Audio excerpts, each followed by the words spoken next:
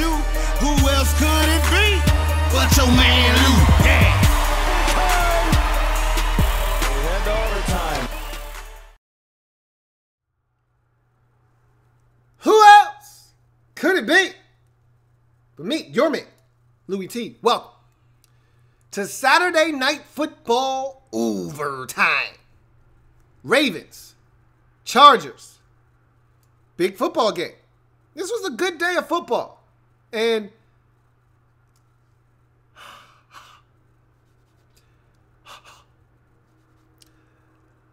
that's a nice, easy 2-0 day for your man Louie T, who guaranteed this victory the second after the Chargers beat the Chiefs last week on Sunday Night Football. I told you this was going to happen.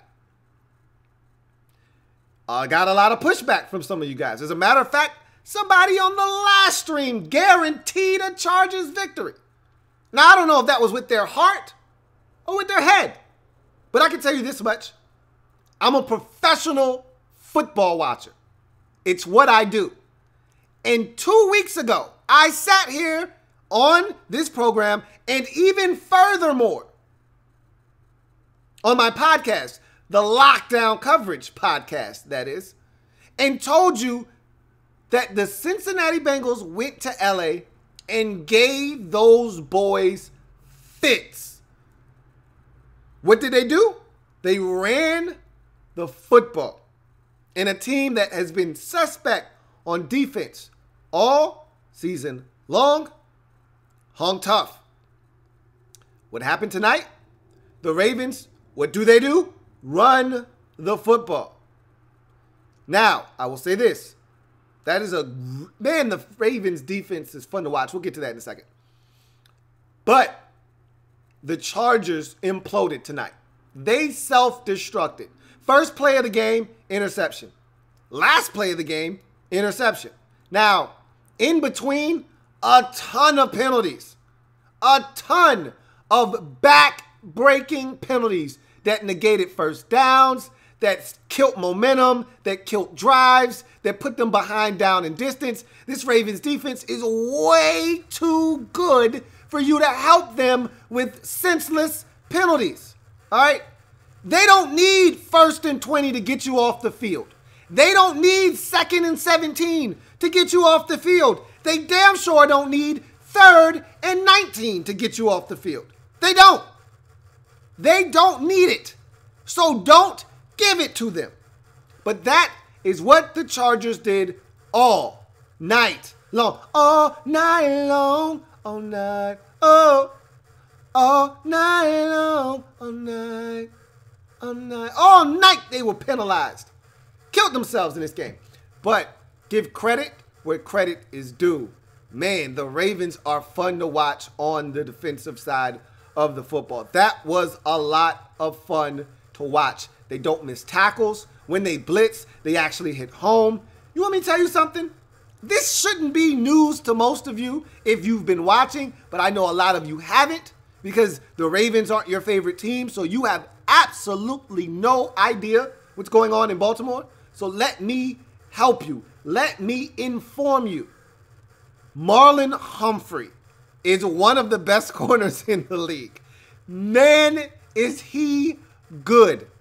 I watched him against Julio just about a month ago. I watched him again tonight. I've watched him all season long. He's getting better and better and better. He's getting more confident and confident and confident. All of the things that I said were weaknesses at Alabama coming into the league, he has cleaned up. He had all of the physical tools necessary to be a stud at the next level. That was very evident coming into the league. But I said he faced guards. He doesn't look back for the football, which is why he doesn't have a lot of career interceptions at Alabama. Doesn't look back for the football. Well, he looks back for the ball now. Had a great breakup on a comeback route versus Keenan Allen on a play late in the game. But the pick at the end to seal it was a thing of beauty in the hip pocket of the wide receiver, ran the route for him, stayed on top, caught the football, game, set, match. The guy is a stud. He tackles, he's physical, he looks back for the football now. He's fast, so he can run, he can challenge you at the line of scrimmage, but he's got the speed to be able to run long distance with you. Has great agility to be able to stop, turn, pivot, and click and close on passes when they're coming back to the quarterback. Can change directions, in and out of breaks. Marlon Humphrey, man, is a lot of young corners that are really good. Marshawn Lattimore is another one. And I know these Alabama corners that come out generally aren't as advertised. A lot of times, they're up and down. They're not what they appear to be. He may be the first of maybe what's to come from Alabama corners. I don't know. Haven't been all that impressed with a lot of the Alabama corners and the secondary for that matter. You know, they've had and we know Nick Saban is supposed to be really hard on the secondary in particular. That's supposed to be his baby at Alabama. But we haven't had a lot of great safeties come out of Alabama. You know, we've had a couple. Minka looks like he's going to be solid. The jury's still out on him. Had a pick 6 last week, but the jury's still out on Minka. But he's unique because he plays a lot of man-to-man, and they ask him to play a lot of man-to-man in Miami. But Clinton Dix has been a disappointment. You look at the Giant safety. He looks like he's going to be probably the best of the group. He looks really good. And D. Milliner was probably the biggest bust of all of those first-round Alabama corners, all of the guys that were supposed to be this or supposed to be that. Marlon Humphrey may be the one that starts to change the tide. You like what I just did there? Do you see what I just did there? Some of you probably did. Most of you probably did not. In any event, man, he's good. And I really like Tavon. I told you I really like Tavon Young. I liked him as a rookie. Remember, he tore his ACL or he did something to his knee, missed his second season, and he's back now. He looks so good these last couple of years. Tavon Young is back like cook crack. I like him a lot. He tackles just like the rest of this defense does. You know, remember there was that free agent offseason where both of the Arizona Cardinals safeties were free agents. DJ Swearinger and Tony Jefferson. And I wanted Tony Jefferson so bad. I wanted him way more than DJ Swearinger. And Swearinger's actually been really good for the Redskins. I have no complaints. And for you Redskin fans that are out there, I actually listened to what DJ Swearinger, because we were very hard on Swearinger earlier on the show, the Redskins-Titans video, and I was very hard on him. Went back and listened to his comments, read the transcript from what he said. I'll give you a little bit of that later on after we talk about this game, about my opinion on what DJ Swearinger said and how I feel about it. But that's going to be a little bit later on in the show. Anyway, there was that free agent offseason. Both safeties from the Cardinals were going to be free agents. I wanted Tony Jefferson because he could cover and he could come down and be a physical presence around the line of scrimmage. And you're seeing that Tony Jefferson can cover, Tony Jefferson can hit, Tony Jefferson does everything you want your safety to do in today's NFL. He was outstanding in this game. Outstanding. And then Eric Weddle is like the quarterback of that defense. He gets everybody lined up. He's always where he's supposed to be. And my thing has always been with the Ravens, not enough pressure on the quarterback. Well, they're getting pressure on the quarterback from everywhere. They're blitzing. Patrick Owasso is getting to the quarterback. I'm going to tell you right now, number 90, his name is going to come, Zadarius Smith. Damn it, he looks good. Zadarius Smith was whooping some ass tonight. Stunts, twists, one-on-one, you name it, he was getting to the quarterback. Not to mention the ageless wonder known as T-Sizzle still getting to the quarterback as well. This Ravens defense, they're complete. They run, they chase, they swarm, they make plays. The only thing they didn't do going into tonight's game was create turnovers. Well, they did that tonight too. They're so much fun to watch. Pierce was getting after the quarterback, making plays. They're everywhere. They were so much fun to watch. Anyway, I knew the defense would show up tonight. That wasn't what I was concerned about. What I was semi-concerned about was Lamar Jackson turning the football over. Because I knew the Chargers, they were going to put a little bit of pressure on them, and they did. Nothing too imminent, nothing too too extreme to the point where he was going to be forced into some mistakes. But they did apply pressure, but it's his elusiveness that made some of that pressure seem obsolete. You know, there was a play where Joey Bosa was right there. And he just calmly steps up, avoids Bosa, steps it up into the pocket, and delivers a strike over the middle of the field to Krabs. And I'm like, huh, that looked easy. But it wasn't. Most guys are sacked in that situation. He outflanked Bosa a couple of times. Made a play to Nick Boyle on the sidelines where he outflanked Joey Bosa, got to the outside. Defender has to respect him because if he goes with Boyle, he's just going to tuck it and run for 8. So he has to make a decision. He throws it to Boyle because he commits to Lamar Jackson, throws it to Boyle, gets 8 anyway. That's what he does. This game shouldn't have been as close as it was. I thought Harbaugh was too aggressive early on. Take the points. Your defense is elite. Take the damn points. Take the points. Stop being greedy. They dominated the first half. Dominated the first half. And it was 3-0 for the longest time. Obviously, the missed field goal by Just Incredible had something to say about that and had something to do with that. But then you get all the way down inside the 5 and you elect to go for it. Don't go for it. Kick the field goal. Your defense is elite. Get something. It was 6-3 at halftime, and if you watch this game, it felt like 16-3. And in my mind, I'm saying you're probably going to lose this game because of the missed opportunities in the first half. Failed opportunities, and you failed to take advantage of opportunities to score. You left too many opportunities out there. You're probably going to lose this football game. But the defense would have none of it.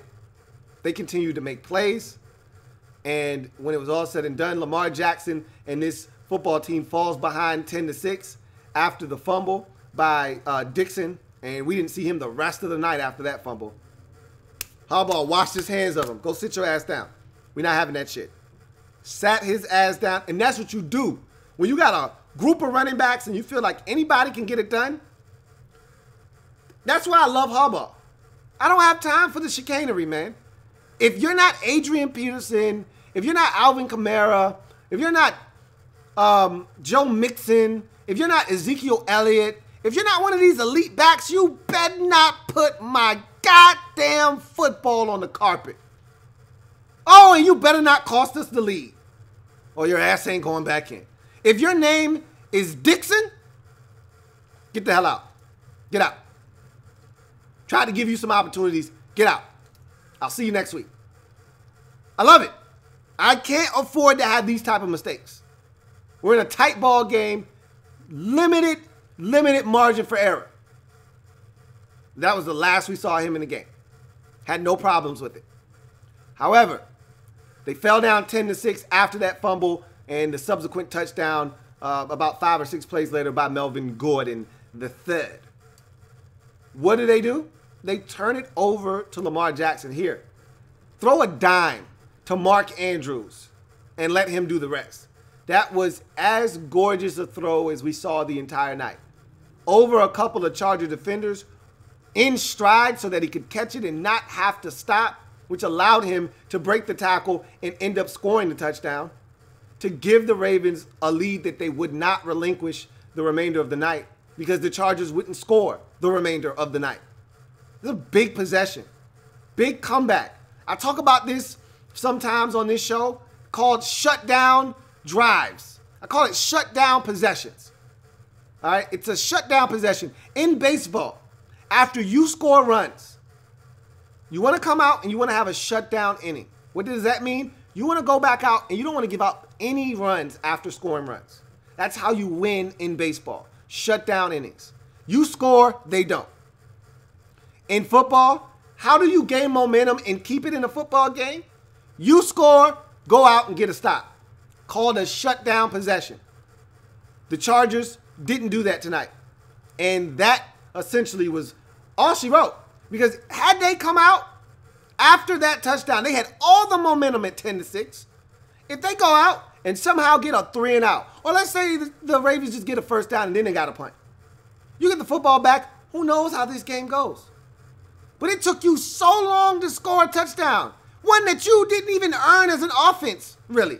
The defense did that for you. And you give it right back? Yikes. That hurts. That stings. They never really recovered from that.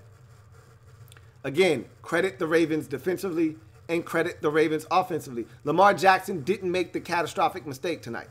He had some dangerous, risky throws, but he didn't make the mistake tonight that could have cost his team.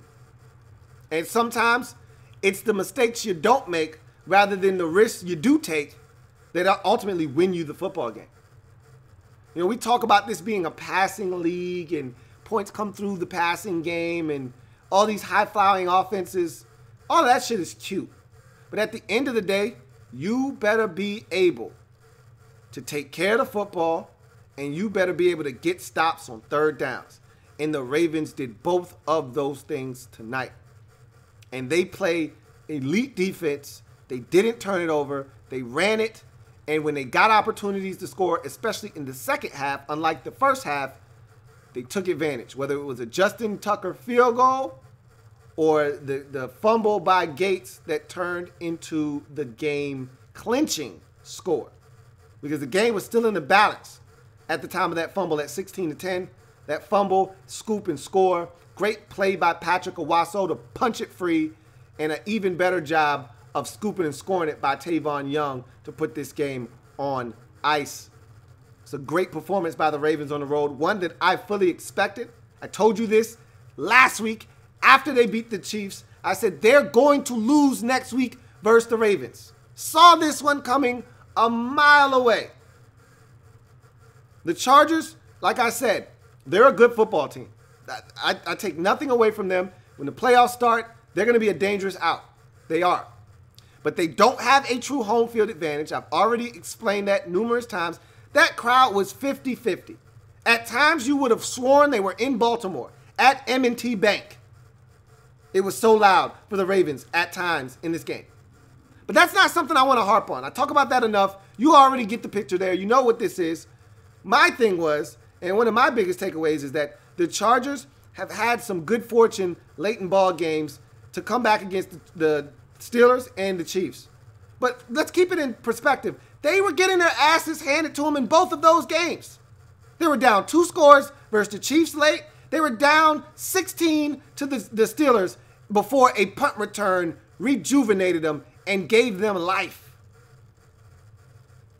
They were getting their asses handed to them in both of those games. And if you look at their schedule, look, I'm not here to schedule bash anybody. You can only beat the teams they put in front of you. There's a lot of garbage teams on that schedule. Just telling you, facts. So when they go up against a defense like this that can throttle their ass down, that can run the football, because for all of the things that the Chargers do, stopping the run isn't one of their best attributes. I think you can run the football on the Los Angeles Chargers. I really believe that to be the case. They like to play safeties. They like to play small sometimes and be aggressive. I think you can run the football on their ass. Throwing sometimes is an adventure. As you saw, Casey Hayward's damn good. And Michael Davis isn't a slouch on the other side himself. You know how I feel about Derwin James. They've got some stuff on their football team in that secondary. But running the football, at times, not the toughest thing to do against this Chargers football team. And that's why I knew the Ravens could play defense, could get to Phillip Rivers, could slow them down offensively, and more importantly, I thought they could run the football. A lot of people said this is going to be the true test for Lamar Jackson against this Chargers defense. And I said, oh, really? They're still going to run the goddamn rock? That's not going to change. Gus Edwards still almost had 100 damn yards rushing. Lamar probably, and I don't know how many he had. I'm just going off of what I remember. He probably chipped in a good 45 to 50 his damn self. Somewhere in that neighborhood. That's damn near 150 yards rushing right there. Not to mention the yards Dixon threw in there. They're well over a ball 70. Well over into that 200 range. Right in that neighborhood. They ran the rock again tonight. I'd love to know the statistics. I'd love to know how much they ran for tonight. I don't have my phone next to me, or I'd look it up. I guarantee you it's 100. It's either 190 or north of that.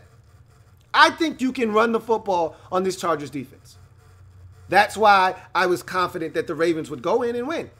They can play defense and they can run the football. That is, and again, it sounds good and it's a cliche that we use this time of the year. If you can run the football and play defense, that travels. If you can pack a run game and a defense, you can win anywhere. Go get them. That sounds great. Who's doing that these days? Who's doing that? Who's packing a mean defense along with a outstanding run game these days? This is not 1998. These are not the Denver Broncos. Teams aren't running the football down your throat anymore. But the Ravens are. Teams aren't playing smash mouth football and grinding you to a pulp. The Ravens are. Teams aren't elite on defense anymore. But the Ravens are. They check a lot of boxes, and come late December, which is where we are now, come January, this is one of those teams nobody wants to face. Similar to what the Bears look like in the NFC. I'm not saying. I'm just saying. Big win for the Ravens. As for the Chargers, I'm not surprised by this outcome, but the Chargers are still a damn good football team. The reason I had to sick the football gods on them because they don't need to waste home field advantage. We don't need them getting home field advantage and allowing another team's fan base to infiltrate their stadium and take over. That shit is so off-putting. Let somebody that's really going to take full advantage of being at home, at least from a crowd standpoint, get a home field advantage game. All right? Let the Chiefs have home field throughout. Because they're going to fill up Arrowhead with a bunch of crazy, loud fans wearing red. Not wearing blue, not wearing yellow and black, not wearing anything other than red. They're going to fill it up with a bunch of Chiefs fans. So let them be at home. They know what to do with that. You don't know what to do with home field, and you don't need it. If you ask me, you've been better on the road. Your 3 best wins this season, all on the road. Forget about home. You don't have a home. You're road warriors. Embrace it. You went to Seattle, and you won. You went to Pittsburgh, and you won. You went to Kansas City, and you won. To hell with home. You don't need it. Embrace being the 5th seed in the AFC. Embrace it. Go on the road and take care of business. This doesn't change my thought process nor my outlook on the Chargers. I still think this is a dangerous team. I still don't like Michael Badgley, and I still think he's going to cost you, even though he kicked the football well tonight. I am not convinced that the Chargers are good enough to get it done come postseason time, but I'm going to tell you this. They're still a dangerous team. They still got Phillip Rivers. And Melvin Gordon III did not look right tonight. If I'm the Chargers, you're not going to win the division, okay? I don't know if the Chargers, the Chiefs are going to win in Seattle. I think they're going to win that game, personally, myself. I think they're going to take care of business. But that's not a foregone conclusion. But let's just say that they take care of business. You don't need Week 17. That's not going to change anything. You've already lost the division. You're locked into the 5th seed. I say you rest Melvin Gordon. Week 17, you got to get him right. He changes your offense dynamically. Yeah, it sucks that you didn't have, and I've been shitting on Austin Eckler for a while. He makes a difference too. You need Austin Eckler back out of concussion protocol. And if I'm you, I'm not even playing Austin Eckler until playoff time. But you get your running back situation squared away, and it changes who you are as an offense dynamically. You get back to some of the fundamentals and some of the things you want to do. The screen game is big for you. It wasn't big in tonight's outcome. Austin Eckler may be your best screen guy, too, while we're at it. So you'll get some of those dynamics and dimensions back to your offense. And Phillip Rivers was off tonight. The first play of the game, he's got Mike Williams down the sideline. You can't miss that throw. That was poorly, severely underthrown, and it got picked off. Should have been a big gain, if not a touchdown. But he underthrew it. It happens. like I said, this offense is better than what we saw tonight, but the Ravens defense can make you look a lot less than what you've been all season long. They've done that to a lot of teams. Ask the Tennessee Titans. They didn't score a single point against this Ravens defense. Ask the New Orleans Saints that for 3 quarters, they scored 7 measly points. It was 17-7 in the 4th quarter. Ravens were dominating. And then the Saints turned it up in the 4th quarter. Came back and won that football game. And if not for a Justin Tucker missed extra point, who knows? Maybe the Ravens take them to overtime and win that game. I don't know. Anyway, doesn't matter. That's what the Ravens have done this season. Against the league's best on offense, they went to Kansas City, shut those boys down. Had them on the ropes, and Patrick Mahomes pulled some damn magic out of his goddamn helmet in some crucial 4th down situations. That's what they do. They shut down the league's best. You want to know who the most battle-tested defense is in the league? Look no further than the Ravens. You saw them tonight. Chargers, explosive offense. Shut their ass down. Chiefs, explosive offense. Shut their ass down. Saints, explosive offense. Cooled their ass off. All of the league's top offenses, sans for the Rams, they've seen them this year, and they have either shut them down or cooled their ass off immensely. So, I'll tell you this much. Chiefs are going to win the division. I told you that last week when they lost. I said, Chiefs fans, don't worry. The Ravens will beat the Chargers next week. I told you that. You're going to win the division. Don't worry. You're fine. You're the number 1 seed. Chargers are the 5th seed. I like them at the 5 spot. Okay? I like them right there. Whether it's New England or it's Houston or it's whoever. Pittsburgh, this same Ravens team. I like your chances on the road. You're better that way. You're better that way. Okay? I like you with your back up against the wall. On the road, all odds against you. That's when you play your best brand of football. So, tonight was rough. I expected it to be. It was. You pick yourself up. You dust yourself off. You're 11-4. You're right where you need to be. And again, nothing's out of play yet. The Chiefs still have to go to Seattle and do what you did earlier in the season, and that's win. And a lot of teams don't go into Seattle or C-Link and win. So we'll see if they're able to do that. So you're not out of the divisional race quite yet.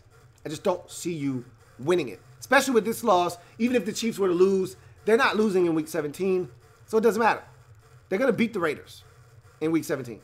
Meanwhile, you've got the Broncos, a team that beat you already. So for all intents and purposes, division is done. And like I said, I don't think you need home field advantage anyway. You don't. You really don't. You're better on the road anyway. The only thing that sucks with that equation is that you're going to have to play 3 roadies to get to the Super Bowl if you're going to get there. Instead of you having a bye week in Wild Card Weekend, you're going to have to play. But that's what happens when you don't take care of business. You had an opportunity tonight to take care of business. You had an opportunity a month ago versus Denver at the crib to take care of business. You failed both of those, coincidentally, where? At home. I rest my case. So, big win for the Ravens. That defense is so suffocating. They're so much fun to watch, and they were outstanding tonight. And Lamar Jackson, say what you want. Lamar had his best passing day of the year tonight. Yes, a 65, 70-yard touchdown strike does help that immensely. I get it. Still had to make the throw, and boy, was that a pinpoint accurate throw or what. Great play by Andrews. Not only catch that football, but then make a defender miss and then get into the end zone. Told you I love that guy coming out of Oklahoma. Hayden Hurst with a great catch, too. Man, do they have an abundance of riches at tight end position. That shit is ridiculous. They got Boyle. They got Andrews. They got Hayden Hurst. Max Williams was playing good ball earlier in the season. I don't know what the hell happened to him. They got some stuff at tight end, man. Damn. Anyway, let's get to some comments. All right. RG3 hashtag says, the teams I hope to win today, they failed me. Again, when you're at this stage of the season and you start relying on other teams to take care of your business, you know you've effed up somewhere along the way. When you get to this point of the season and you're looking around for help, you effed up somewhere along the way. Craig Smith says, this game had my stomach in knots all week. All the talking heads were on our nuts, but anybody that halfway knows football knew that this was not a favorable matchup for us. This guy over here. Anyway, the 20th Mike says, yo, Louie, you knew this game's fate but from the beginning. Do you think that fumble was a critical part of the game? Absolutely. I still don't think Rivers was going to take him down the field for a touchdown. I think he was going to get them into field goal range, and then that drive was going to die. But with Phillip Rivers and the magic we've seen the last 2 weeks versus the Chargers and the Steelers, nothing was out of bounds. And so, the last 2 out of 3 weeks, the Cincinnati game was sandwiched in between the come-from-behind victory versus Pittsburgh and the comeback win over the Chiefs last week. Anyway, Rivers has pulled some magic out of his helmet the last couple of weeks, late in ball games, so anything was possible. So that fumble was huge. Both fumbles really were huge because without that fumble by Dixon, the Chargers arguably don't score a touchdown in this game, and the fumble by Gates killed any hope of them winning this football game. Matthew Lynch says, Lamar Jackson isn't the guy for the Ravens. He isn't accurate, and he doesn't have the poise. I vehemently disagree with that statement. He isn't accurate. I'll grant you that he's not as accurate as you would like him to be. Some of his balls aren't put in places that allow his guys to run after the catch. Some of his balls are put in places where guys have to make miraculous catches, where it should be routine. Some of his passes don't allow guys to make plays in easy situations that should be an easy catch and run for a first down. But Lamar Jackson's ability to run changes things, and Lamar Jackson's poise, I don't agree with the lack of poise. I saw poise from a guy tonight that turned down some looks that he didn't like. Maybe guys were open and he didn't get to those reads, but he didn't make a crucial, costly mistake. He didn't try to throw it across his body and get picked off. He eluded some rushers. Guys were coming from angles, and he didn't even sweat. He didn't break a sweat. He just calmly, excuse me, I got a ball to deliver, or excuse me, I got a pocket to dodge and get out of and get some yards. I thought he showed some moxie and some poise tonight, so I vehemently disagree. Bjorn Charlie says, I want more singing in the live stream. I'll see if I can get that done for you. I'll see if I can accommodate you. Larry G's the best says, you was right about everything. The Ravens, you said Rivers ain't Mahomes. You were right. My God, Ravens defense murdered Chargers offense. Black IB says, what it do, Lou? This is exactly why I don't trust the Chargers. They start to choke in November/December. Well, it's been a little bit different this year. All right. Sans for the Denver game in late November, and the almost near slip-up versus the Cincinnati Bengals this month. They've been outstanding in December. I wouldn't call this exactly a choke. That's a damn good Ravens football team that plays outstanding defense. I just thought it was a really good matchup for the Ravens. Vincent Coe says, I see Cyrus Jones on the Ravens squad now. He was a second-round pick out of Bama. What happened to him in New England? They didn't love him in New England. He was a really good return man for them, but he wasn't what they thought they were getting at the cornerback position. I think he had some injuries, and they gave up on him, pretty much is what happened there. Craig Smith says, Lou, you doubt Badgley, but the guy that could ultimately cost us is Jaleel Adai. Gus insists that he and Derwin are interchangeable at safety, which makes me question his sanity. Hashtag trash can. You see, I didn't name Jaleel Adai when I went through your secondary. He was the one guy I omitted for a reason, all right? I'll leave it at that. I remember like 5 years ago, Jaleel Adai was so good for you guys. Was really the only thing you had in that secondary. Now fast forward to 5 years later when you actually got some really good stuff in that secondary. Now he's the weak link. Larry G's the best says, Marlon Humphrey is a top 5 corner in the league. They sleeping on this guy. Like you said about Marlon Humphrey, he's got a short memory. I really like Marlon Humphrey, man. Guy's tough as nails. He does not back down. Like I said, I watched him go up against Julio just a month ago, and he put the clamps down on his ass. Dude is fearless, man. Love me some Marlon Humphrey. Vincent Cole says, Trayvon Diggs, Stefan's brother, is a cornerback at Alabama and might be a good corner prospect this year, too. We will see. Nathan Rivera says, Jaleel Adai needs to be cut or moved from free safety. He keeps giving up touchdowns and big plays. That's pretty much what my man Craig just pretty much said. So, again, I've heard this from Chargers fans in the past. So this is the first time I've heard this. But when you actually get to see it, it does kind of jump out at you. And you kind of put some of those comments into action now when you see it happen on the field. It all starts to kind of make sense where these fans are coming from. Ali Side says, Lou, I'm jealous of this Ravens defense. But speaking about cornerback, my man Conley from Oakland is another big thing. Better watch out for him on Monday night. He's been playing better of late. I want to see consistency from Garyon Conley. Health has been an issue. Off the field has been an issue. And consistency has been an issue. He's been much better of late. I want to see more of Garyon Conley because I was very high on him coming out of Ohio State. And there was rumors going around near the trade deadline that he and the safety out of West Virginia, Carl Joseph, were both going to be on the trading block. And I was very intrigued by Conley, and I wanted my Redskins to go after him if he was, in fact, a guy that the Raiders were willing to give up on this soon. But obviously the Raiders thought better of it, and the guy is playing much better football now. Deron Johnson says, I'm giving the game to the Ravens defense. Let's go, Ravens. Game ball definitely goes to this Ravens defense. Faux show. RG3 hashtag says, yep, Joe Flacco is gone, but he says, by the way, what team do you think he's going to get traded to? He's not getting traded to anyone. I think he's going to be released in the offseason, and he's going to sign somewhere. Now, the Ravens could try to trade him, and that would probably be the better option because if I'm not mistaken, there is 1 year left on his deal, I think. Don't quote me on that. He may be a unrestricted free agent this offseason. If that is in fact the case, then he's gone. Either way, he's gone this offseason. Where do I think he's going to end up?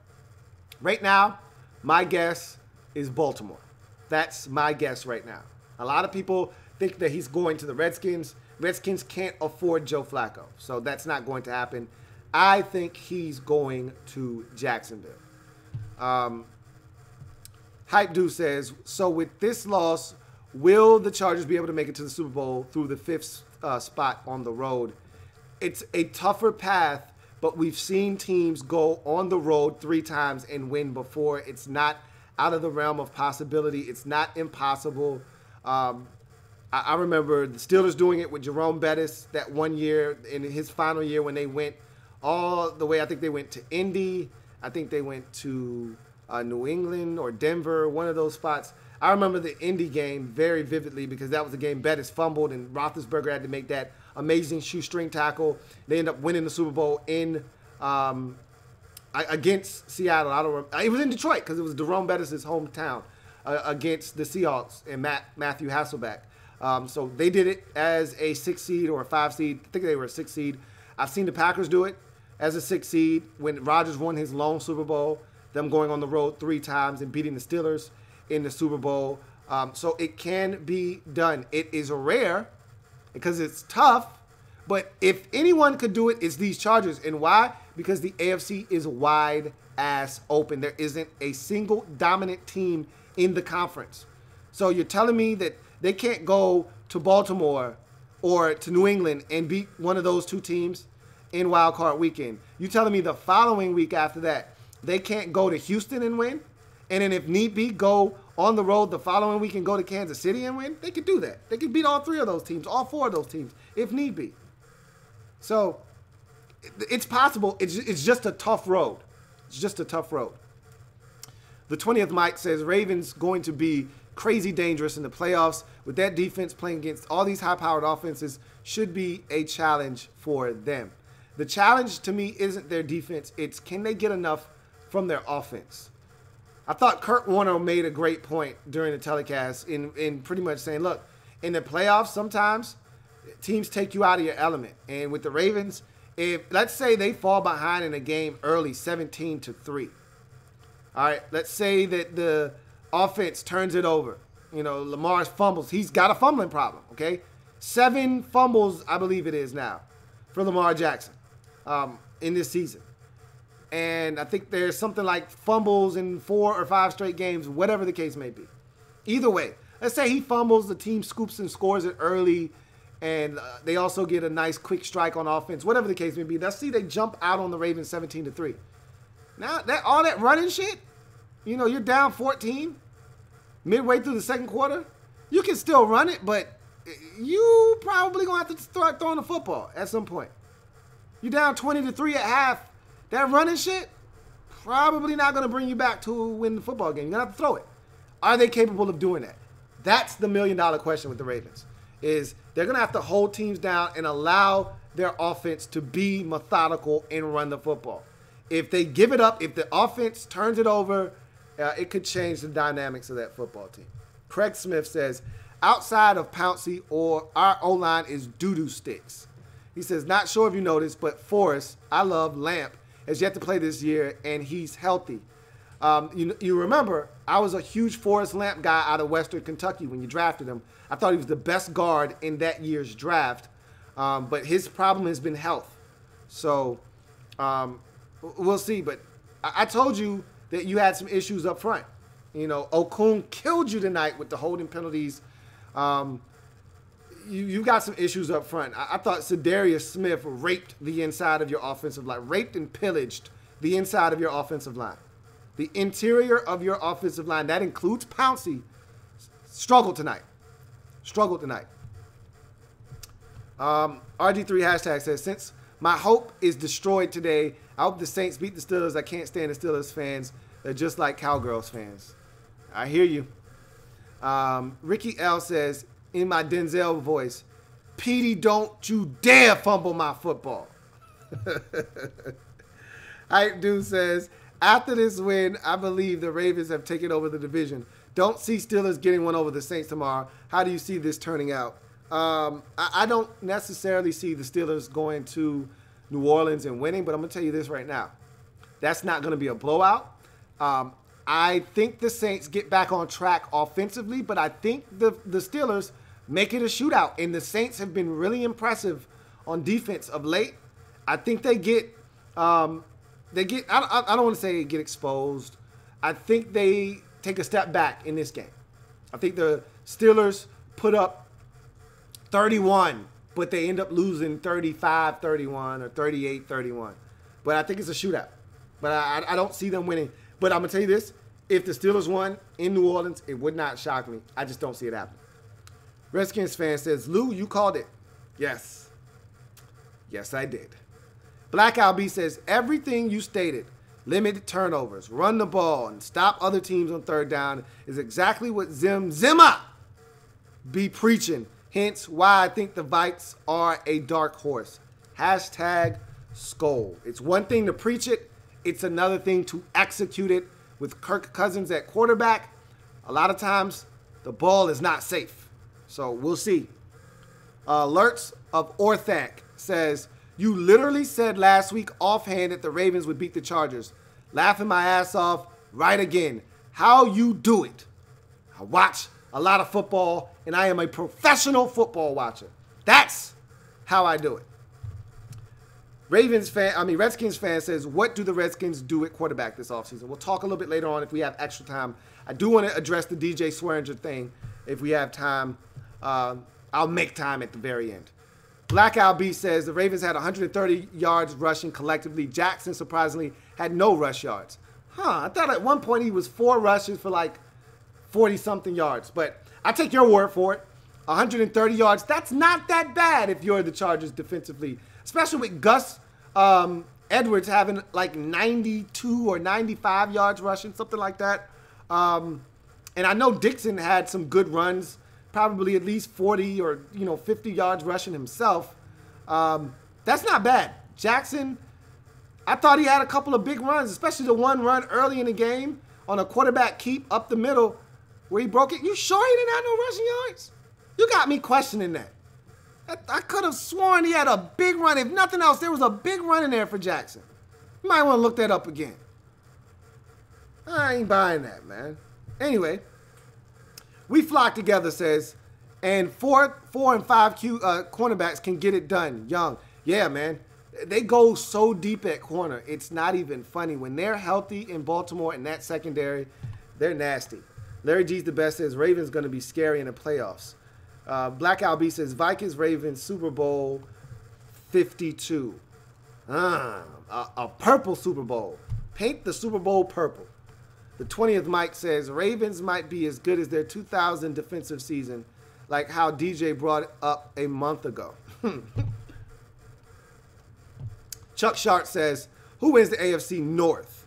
That's a great question because with this win, the Ravens are in the driver's seat because I think the Saints are going to beat the Steelers tomorrow. So I think that puts the Ravens in the driver's seat. All they got to do, and it's not easy to just say all you got to do because the Browns have been playing such inspired football of late, but all they got to do is beat the Browns at home in Week 17. The Steelers are going to win in Week 17 versus the Bengals.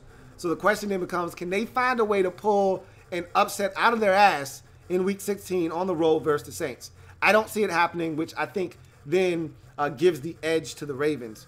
I've been saying Steelers all season long, so I'm going to stick with my prediction. I don't know how the hell that gets done. Maybe the Browns upset the Ravens in Week 17 and give the Steelers an opportunity, but right now it looks like the Ravens have the inside track. But tomorrow is another day of football. We will see. All right. Here we go. The 20th Mike says, you think the Redskins should sign Joe Flacco in the offseason? He may have injuries, but it's worth a shot working around the Skins players. I don't see it happening, man. Again, unless Joe is looking to take a lot less. And last time I checked, Joe Flacco was all about the dough. Must be the money that's turning Joe on. Must be the money. Must be the money. Joe's made a lot of bread, and Joe's not done cashing in. I think Joe's going to try to get about another $15 million per contract. Could easily see Joe signing a 2-year, $30 million, 2-year, $32 million deal. If Case Keenum can sign what did he sign? 2 years, $32 million with the Broncos? Something like that? If Case Keenum can get that, what the hell you think Joe Flacco, a Super Bowl MVP winning quarterback, can get? I rest my case. Chuck Sharp says, you see any team spoiling in Week 17? I have a feeling the Bengals would do it like they did last year on the road against a divisional opponent.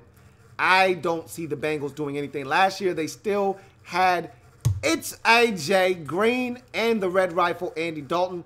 Both of those guys are on IR. Not to mention the guy that stepped up and made that play last year and was having himself a phenomenal year in Tyler Boyd, also done for the season. Just too many guys out for the Bengals to do it again. Chuck Sharp says, I see Colts versus Patriots wild card matchup and a Ravens versus Chargers at Baltimore. Sounds like a winner, but in that scenario, you have the Steelers missing out on the postseason, and I'm not willing to sign off on that. I'm not co-signing that one yet. But that sounds very realistic there, Chuck. You sound like you pretty much nailed it, but I'm not co-signing because I still think the Steelers have an outside shot. Josh Johnson says, sorry I couldn't get it done today, but you think I could take Colts McCoy's backup spot next year? It's possible. I like you a lot, man. Like you a lot. Larry G's the best says, people keep talking Joe Flacco is going to be let go. This dude is gonna get traded, he says. We're gonna see. Gotta find someone who's willing to dance. Takes two to tango.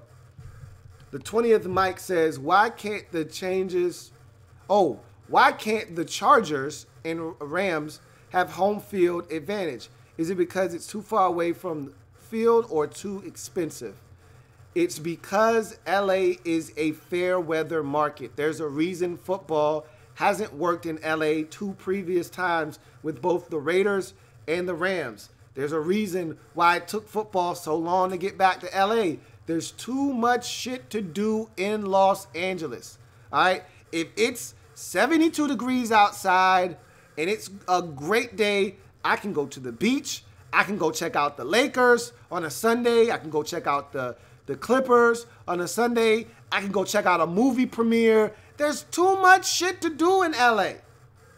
All right? Too many things to do. And, oh, by the way, for the Rams, their biggest problem is they play in a 100,000-seat stadium at the Coliseum. That's reserved for college football. No NFL team should be playing in a stadium that big. Why? Because you allow the other team to infiltrate your stadium. It's too many seats. It's too many tickets for sale. That's the biggest problem with the Rams. They're not as bad off as the Chargers. The Chargers play in a 30,000-seat stadium. All right? That's nice and intimate. The Chargers fans should pack it full, and it shouldn't be a problem. But guess what? The Chargers belong in San Diego. They're the redheaded stepchild in L.A. They don't belong in Los Angeles. They shouldn't be there, and their fans make sure that the ownership, Dean Spanos and company, know your ass ain't supposed to be there. We're not coming to the games. I'm not coming all the way from San Diego to L.A. to watch y'all play. I'll watch it from the nice, comfy confines of my own home. So what does that allow for? 10 to 15,000 of the other team's fans to come pack the stadium full and take the shit over.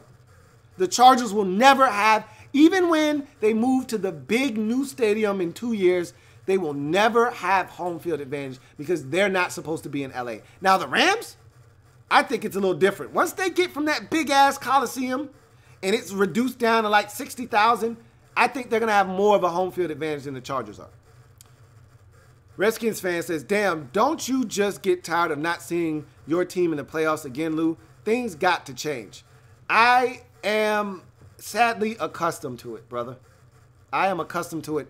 This is why I am a football fan first. You know, it takes a little bit of the sting off the top.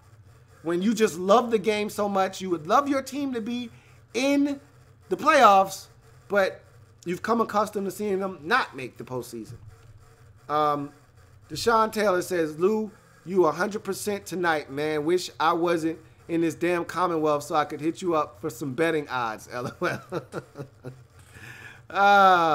Marvelous Track says, how possible still can it be a LA Super Bowl? Chargers versus Rams. It's still possible. Anything's possible. Neither one of these conferences have a dominant football team. Neither one of them. All right. So anything's possible. I think the LA Super Bowl, all LA Super Bowl, has lost some of the steam that it had about a month ago. But anything's possible. Hype Dude says, what's with Lamar's handoff fumbles and also that field being all wet? Now, Lamar, I think Lamar's got small hands and, you know, shit happens. But the field being all wet and slippery, I don't know. That's a good question because guys were slipping all over the place tonight. So I really don't know what the problem was with that. I got you, Larry the Best. Okay. I was just calling you by your name. I got you. Larry the Best. I got you. Mr. TNA 2005 says, do not be sure the Ravens get to the playoffs. I would not be surprised if the Titans win and the Ravens lose to the Browns and miss the playoffs. Again, that could definitely happen. I don't see the Titans beating the Colts next week, though. But I hear what you're saying, and that is a distinct possibility. You are right. The Black LB says, my bad, stupid ass Google. Jackson had 13 carries for 39 yards. That sounds more like it, bro. I'm like, he had the big run. There's no way Lamar had no yards rushing. So that puts them right in that 170 range, somewhere in there. I thought they were more around 190, but 170, that sounds more about right than the 130 you were talking about at first. Mr. TNA says, I want the Ravens to make the playoffs. He says, and that D to play like this in the playoffs, especially taking out the Patriots, but people are overreacting. He says, you know, we talked in the last 2 years that the Colts need to do anything to fix that O-line this season. We see the results from them doing that. Ballard is awesome. I told you about the Ballard plan that they were on. I talked about it all offseason long and how Chris Ballard was revamping this team and making it in his own image. And you see the results from that. Mark Block says, everyone still called them San Diego, as a lot of people do. A lot of people still mistakenly called them the San Diego Chargers. It's hard not to. Blackbird Blitz says, you never talk about the size of a man's hand. Pause. Okay? Hype Dude says, Chargers don't have home, so where should they be? Back in San Diego? Yes, that's where they belong. Mr. TNA says, why do people blame Vikings record until now only on Kirk Cousins? He's played great until the last 2 games, and the problems are on the rest of the team. He's a part of the problem, but their offensive line stinks. The defense is back to where we thought it would be at the beginning of the season. I didn't realize, and I had said it when he was out, that I didn't think that Everson Griffin made that big of a difference. I'm like, I know they miss him, but does he make that much of a difference? The answer is yes. They've played so much better since he's come back. So now you've got that component back. Now they're running the football a lot better. And that's going to take some of the pressure off of Kirk. I think this team is going to be a lot better off now that you see that happening. The Black L.A.B says, brother, ends, take the time to thank you for giving us this content consistently year in, year out. Been here since the beginning. Keep it going. Partner, dilly, dilly. Dilly, dilly. Black L.A.B. Appreciate you, man. And Mr. TNA says, Ravens should keep Joe Flacco. They probably won't. Just from a financial standpoint. If you can free up cap space, instead of paying a guy $20-some-odd million, you do that. So you get cheap labor out of Lamar Jackson. You're going to use that to your advantage. It's going to help you re-sign some of your own players. Maybe go out and get a guy or two in free agency. Flacco's gone. He's as good as gone in Baltimore. And lastly, for Redskins fans that may be out there, I had a chance to listen to DJ Sweariger's comments after the game. And I actually deferred to guys that know when situations like this come up. I listened to D'Angelo Hall 3 weeks ago on the Redskins post-game live show basically call out Greg Minuski for the same exact reason DJ Swearinger has been calling him out all season. And essentially, Swearinger said after the game, we should have been playing zone coverage against a backup quarterback. You know, you got to make a backup quarterback make tough reads and decisions. Man-to-man is too easy to break down. He said Fabian Moreau shouldn't have been in that position on that 3rd and 7 where they called him for a penalty. Shouldn't have been in man-to-man coverage there. The pass over the top to Taywan Taylor, that shouldn't have happened. You shouldn't have been in man-to-man coverage there. Essentially what he's saying is that Greg Minuski, and this is what D'Angelo Hall essentially said, when your defensive coordinator is gutless and doesn't want to take the blame for making defensive calls, he takes the easy way out and just calls man-to-man. That way, when the defense fails, he can just point to a specific player and say, hey, that guy didn't win his individual one-on-one matchup. That's why the defense didn't work. If you're a true defensive coordinator, you're not afraid to blitz and play zone behind it, because that is a call that you make as a defensive coordinator. You stick your neck out on the line when you play zone instead of man, because the onus is then on you. Yep, your players need to make plays, but the onus is on you because you called a zone instead of man-to-man coverage. And D'Angelo Hall said he couldn't stand Jim Haslett when he was the defensive coordinator in Washington, because he said Haslett came from Dick LeBeau in Pittsburgh, and they had that same defensive philosophy, yet he said our defense looked nothing like theirs because they would have all these exotic zone blitzes and we would just play a bevy of man-to-man coverage, and when shit didn't work, he'd essentially blame one of us for not winning our individual matchups. And that's essentially what Minuski is doing, and that's essentially what DJ Swearinger said. We got too much talent. on the back half for guys to be not making plays. Eyes on the quarterback and we make plays. He's got a point. So I take back some of the things I said about DJ Swearinger. And he even said, yeah, I missed some tackles. I didn't play my best brand of football today, but we were better than the Titans. We should have won the game. And Greg Manusky didn't put us in the best position to win the game. And he hasn't been doing that all season long. I'm not mad at DJ Swearinger for that. But again, Jay Gruden has created an environment where guys think it's okay to make those kinds of comments publicly. So I'll rest this show on that case right there as I thank you guys for watching Saturday Night Football Overtime. This was a fun one. Ravens 22, Chargers 10.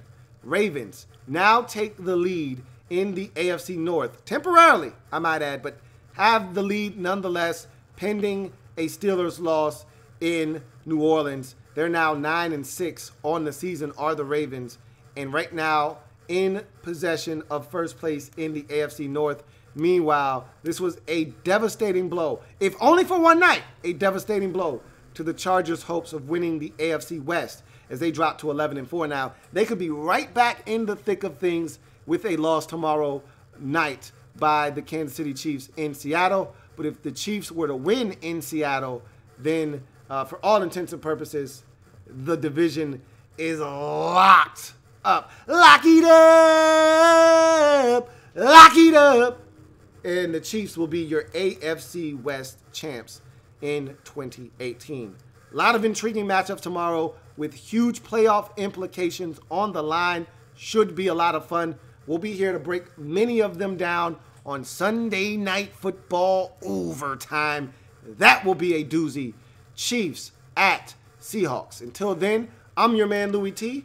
Thank you for joining me. Remember, if it's not your man T, it's not, I repeat, not the best NFL coverage it could be. Make sure you like the video. Make sure you subscribe to the Louie T Network if you haven't already done so. Make sure you're checking out the podcast, Louie T Network Podcast, on iTunes, on Stitcher, on Google Music Play, and on TuneIn, and on the website louietnetwork.net. I'm your man, Louie T, signing off. Thank you for joining me on a beautiful Saturday of football. Ravens get the win and look damn impressive in doing so. 22-10 over the 11-4 Los Angeles Chargers. See you next time. Have a good one. Louie T Network.